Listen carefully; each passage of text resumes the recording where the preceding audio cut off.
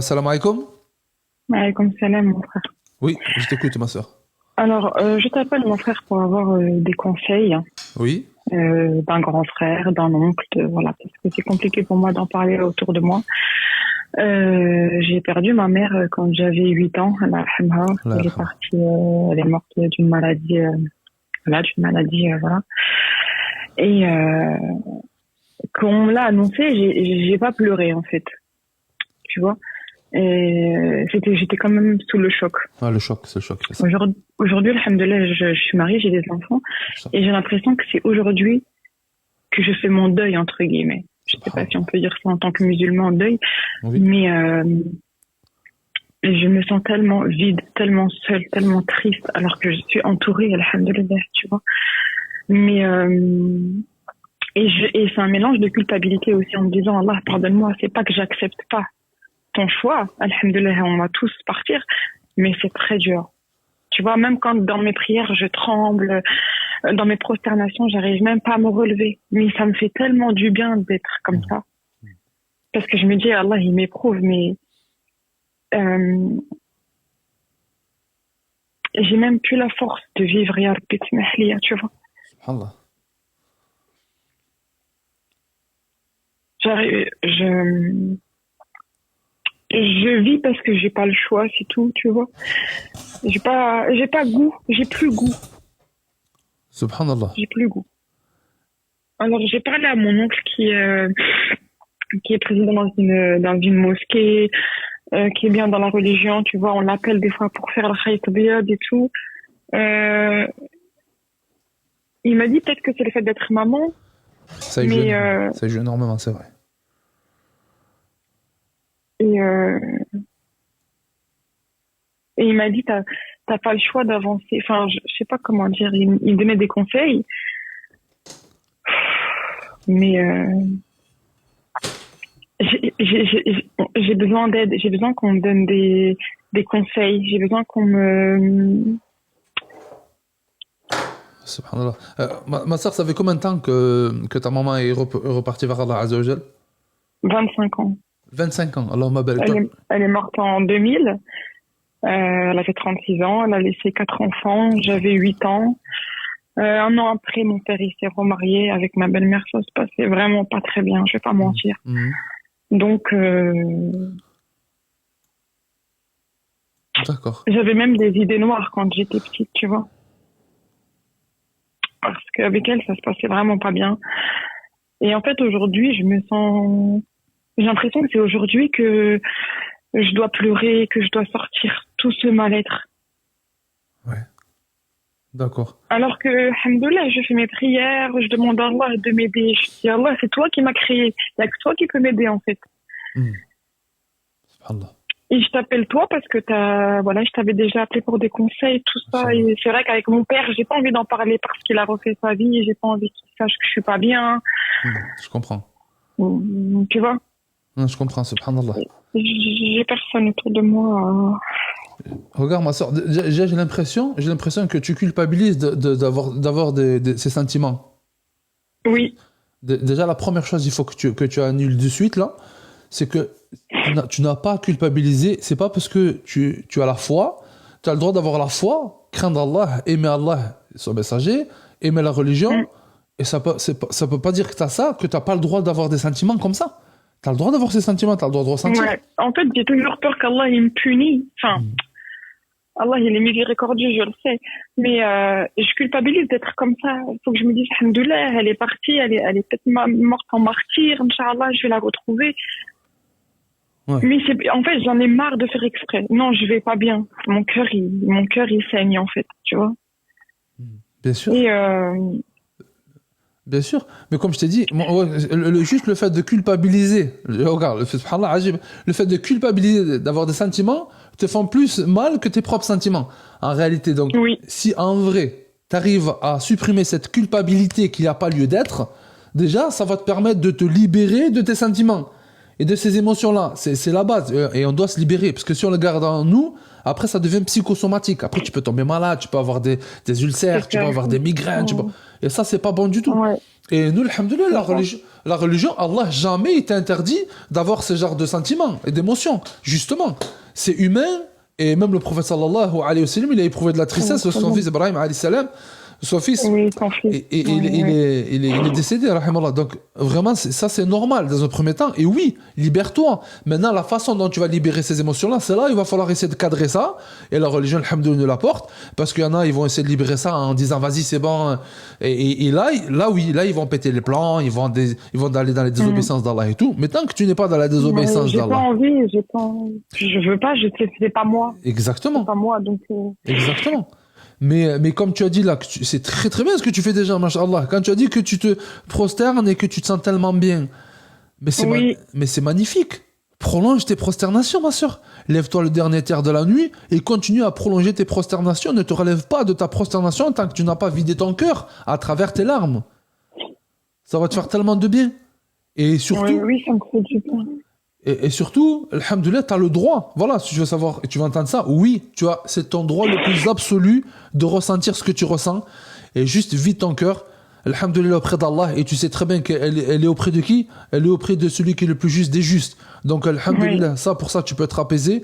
Maintenant, le fait de peut-être pas avoir vécu un peu plus avec ta maman, c'est compréhensible. Mais si Allah, il a décidé ainsi, tu le sais très bien que c'est la meilleure des choses. Toi, aujourd'hui, tu es maman. oui, oui, oui, oui. Mashallah, tu es maman. Allahumma barik. Mashallah, la quwwata illa billah. Tes enfants, ils profitent de toi, profitent de tes enfants. C'est un cadeau qu'Allah il t'a passé. Et wallahi, si Allah il t'a fait vivre ça, c'est qu'il y a un grand, grand bienfait. Et à travers les bienfaits on pourrait se permettre, c'est pas interdit, d'interpréter, c'est que cet amour-là que tu aurais aimé peut-être vivre un peu plus avec ta maman, et bien toi, aujourd'hui, tes enfants, tu vas leur passer à tes enfants, Inch'Allah ta'ala. Inch'Allah, ouais. Alhamdulillah. Mais tu vois, quand elle est partie, tout ça, mon père il s'est remarié, tout ça, et en fait j'ai vécu beaucoup d'injustices. Ah, Et j'ai enfin, de me dire pourquoi je vis ça en fait, pourquoi on n'a pas de peine pour moi, Mais tu vois, je garde un secret qui est trop lourd aujourd'hui, et j'arrive pas à... Je me dis même les psychologues, tout ça, ça va pas m'aider. oui. Oui, les psychologues, ils vont faire quoi? Ils vont t'écouter, ils vont t'entendre, ils vont essayer de mettre des mots sur tes mots, comme on dit, des mots M-O-T sur M-A-U-X, sur tes mots, pour essayer de mieux les discerner. Mm.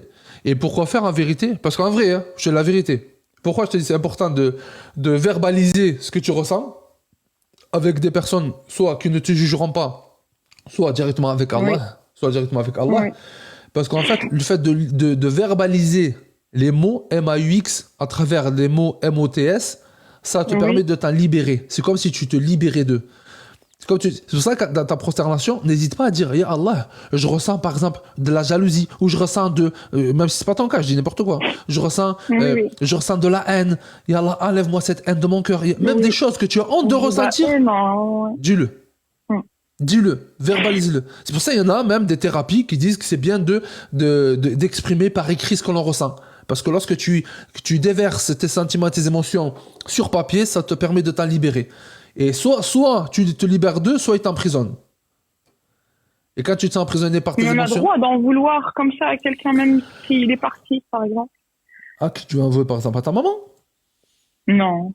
À qui tu en veux? Au père de ma belle-mère. Au père de ta belle-mère. Au père. À ton grand-père, mais de la belle-mère. En fait, c'est pas ton grand-père directement, du coup. Mm. Pourquoi? Qu'est-ce qui s'est passé avec lui?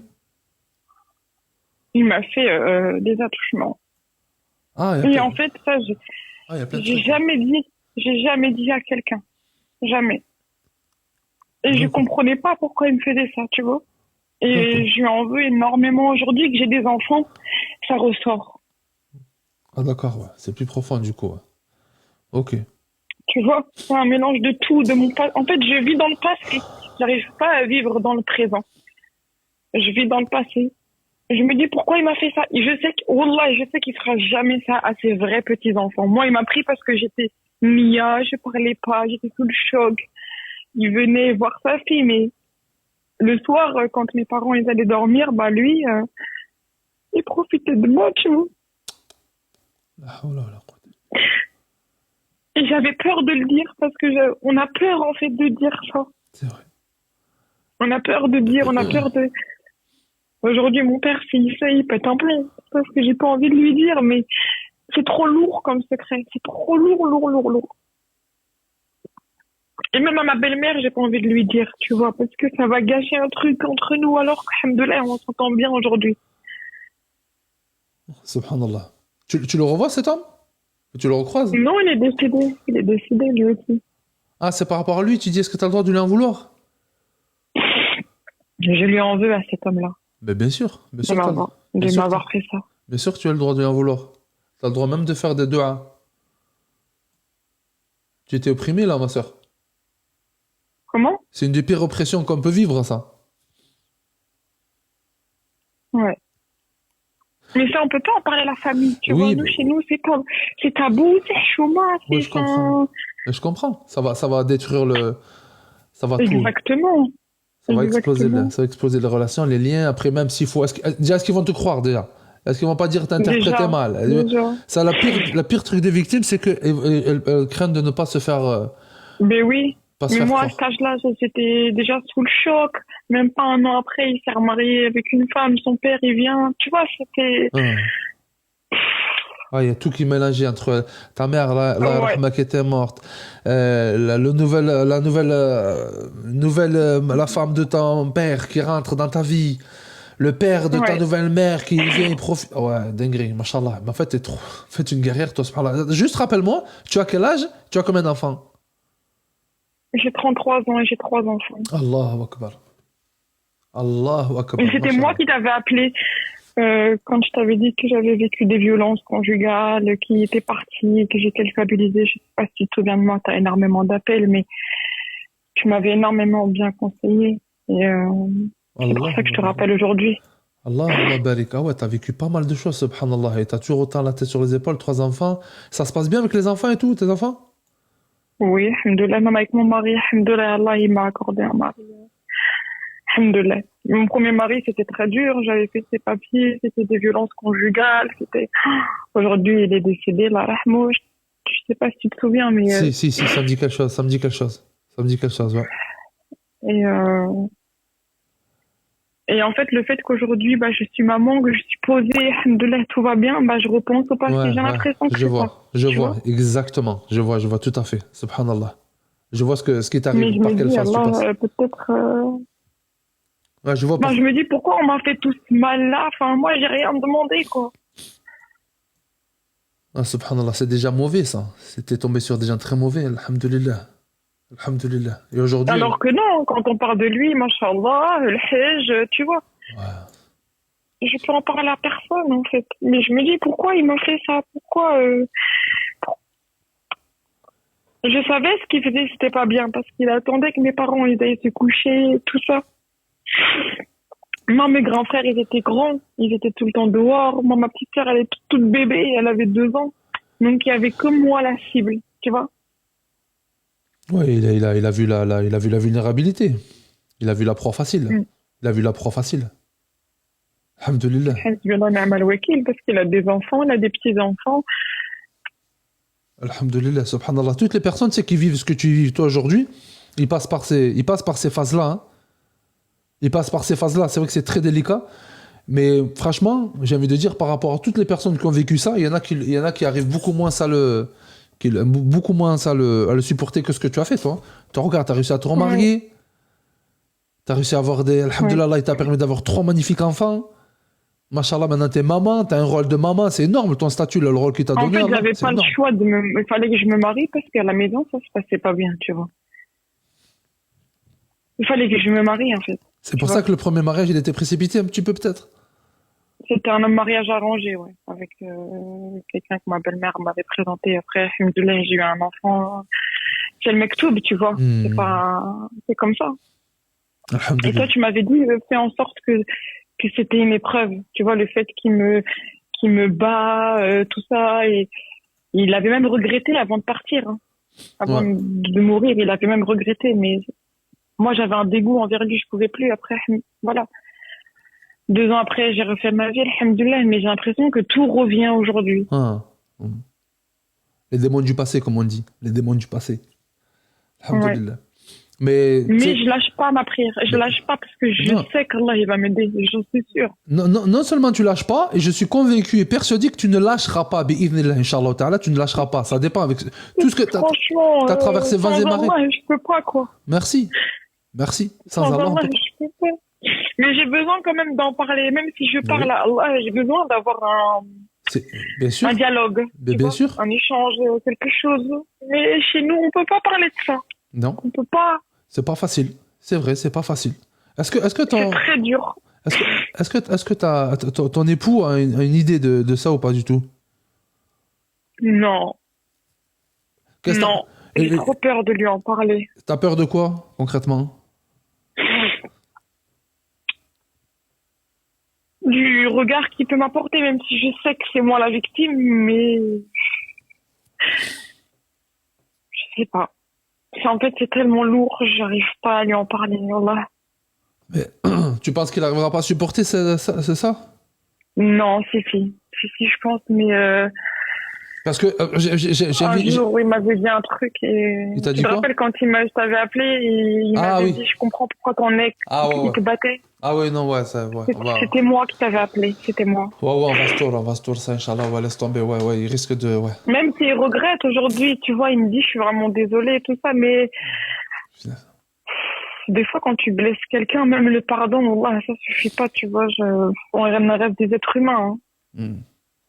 Non, mais ça reste. Comme on dit, les mots, faut faire très attention, les mots, c'est comme des flèches Ouais, empoisonnées. ouais, Une fois qu'elles sont parties, tu peux plus les retourner, elles peuvent plus retourner dans l'arc. ouais. Même si tu demandes Et je pardon, pense etc., c'est. c'est ça qui m'a bloqué de tout lui dévoiler à lui, tu vois. Wallah, même si j'ai confiance en lui, mais pas assez pour ce lourd secret, tu vois. Peut-être que j'ai tort, hein. Peut-être que j'ai besoin de temps, mais il voit que je suis pas bien et je lui ai dit ça va pas, mais c'est pas contre toi, juste laisse-moi le temps. Parce que, Et je lui ai dit, donc mon oncle il m'a conseillé de lui dire que ça va pas. ouais, bah, j'ai envie de dire, limite, peut-être, ouais, parce qu'en fait, un époux, c'est fait pour ça aussi, tu vois. Un époux, c'est fait pour ça aussi. C'est fait, l'époux, épouse, c'est fait pour se conseiller, se consoler, se confier.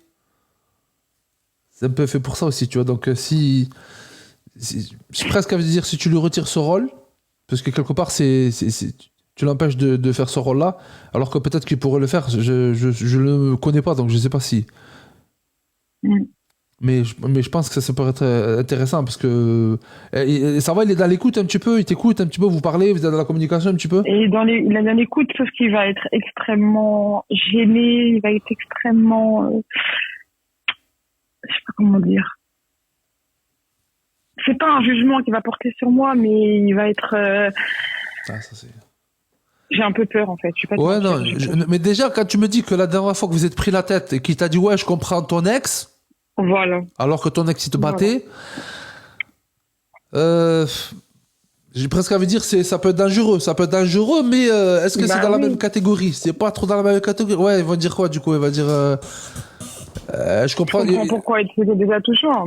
Oh non, c'est chaud. Il pourra pas dire ça quand même. Là, s'il dit ça, là, c'est voilà. vraiment que c'est pas possible. Et en plus, quelle occasion lui permettrait de dire là? C'est parce que Zerma, vas-y, on va dire tu t'es pris la tête avec lui, tu lui as pas obéi ou t'as pas fait ce qu'il voulait. Vas-y, il a dit ça à manière de. Mais là, il va dire quoi? Quoi? Il va dire ça dans quelle situation? Abdullah, il va. Tu vois, je sais pas comment. Mais tu penses qu'en lui en parler, ça peut m'aider, moi?